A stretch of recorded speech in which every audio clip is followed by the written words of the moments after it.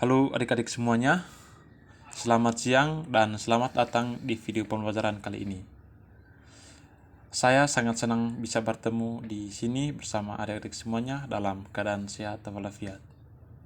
Dan saya akan menjadi pembimbing adik-adik semuanya dalam menjelajahi topik menarik tentang karakteristik geografis Indonesia sebagai negara kepulauan dan agraris. Tapi sebelumnya izinkan saya untuk memperkenalkan diri saya. Baik, nama lengkap saya David Rams Andro. Saya biasa dipanggil Rian. Baik adik-adik, pada kesempatan ini saya akan menjelaskan materi tentang karakteristik geografis Indonesia sebagai negara kepulauan maritim dan agraris. Adapun tujuan pembelajaran materi tentang karakteristik geografis Indonesia sebagai negara kepulauan maritim diantaranya. Yang pertama, siswa dapat memahami konsep negara kepulauan maritim dan agraris sebagai karakteristik geografis Indonesia. Yang kedua, siswa dapat mengetahui letak geografis dan batas wilayah Indonesia sebagai negara kepulauan dan agraris. Yang ketiga, siswa dapat memahami pengaruh karakteristik Indonesia terhadap kehidupan masyarakat, ekonomi, dan budaya di Indonesia. Yang keempat, siswa dapat menjelaskan potensi sumber daya alam dan kekayaan laut yang dimiliki Indonesia sebagai negara kepulauan maritim dan agraris. Yang kelima, siswa dapat meningkatkan kesadaran siswa tentang pentingnya menjaga kelestarian lingkungan hidup di Indonesia, terutama terkait dengan karakteristik geografis Indonesia sebagai negara kepulauan maritim dan agraris. Baik adik-adik, yang pertama, pengertian negara maritim. Negara maritim adalah negara yang memiliki kekuatan yang berbasis di laut. Negara maritim ini juga adalah sebutan bagi suatu negara yang memiliki luas lautan yang lebih besar daripada luas daratannya. Indonesia dikenal dengan negara maritim, dan yang dimaksudkan dengan negara maritim ini juga adalah daerah teritorial lautnya lebih luas daripada daerah teritorial daratnya. Kenapa Indonesia disebut sebagai negara kemaritiman?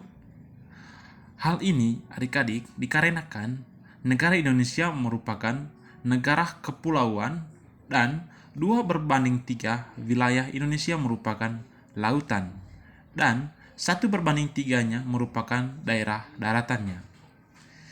Indonesia seperti yang telah dijelaskan merupakan negara kemaritiman, di mana kondisi Indonesia yang lebih banyak daerah perairan daripada daerah daratan.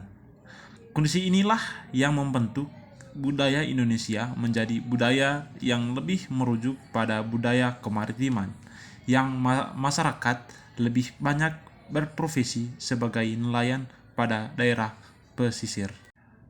Baik adik-adik, pertanyaan selanjutnya, mengapa Indonesia disebut negara maritim? Karena negara Indonesia ini adik-adik terdiri dari negara kepulauan yang menjadi salah satu ciri negara maritim. Negara maritim adalah sebuah negara yang memiliki wilayah laut yang lebih luas dibanding luas daratan yang terdiri dari pulau-pulau.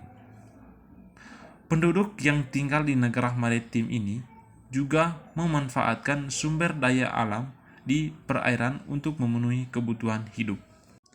Baik adik-adik, yang berikut ciri-ciri negara maritim. Yang pertama, wilayah perairan atau laut lebih luas dari wilayah darat. Yang kedua, bentuk daratan, yaitu bentuk kepulauan.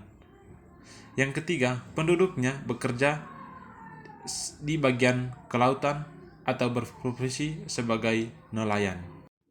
Baik, yang kedua adik-adik, tentang negara agraris.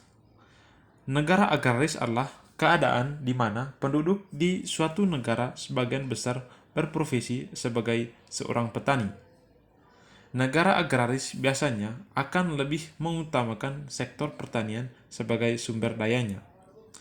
Yang berikut, keuntungan sebagai negara agraris. Pastinya, sebagai salah satu agraris yang terbesar di dunia, Indonesia memiliki banyak keunggulan. Adapun keunggulan dari menjadi negara agraris adalah yang pertama, lebih mudah mendapat hasil pertanian. Yang kedua, lebih mudah mewujudkan ketahanan pangan.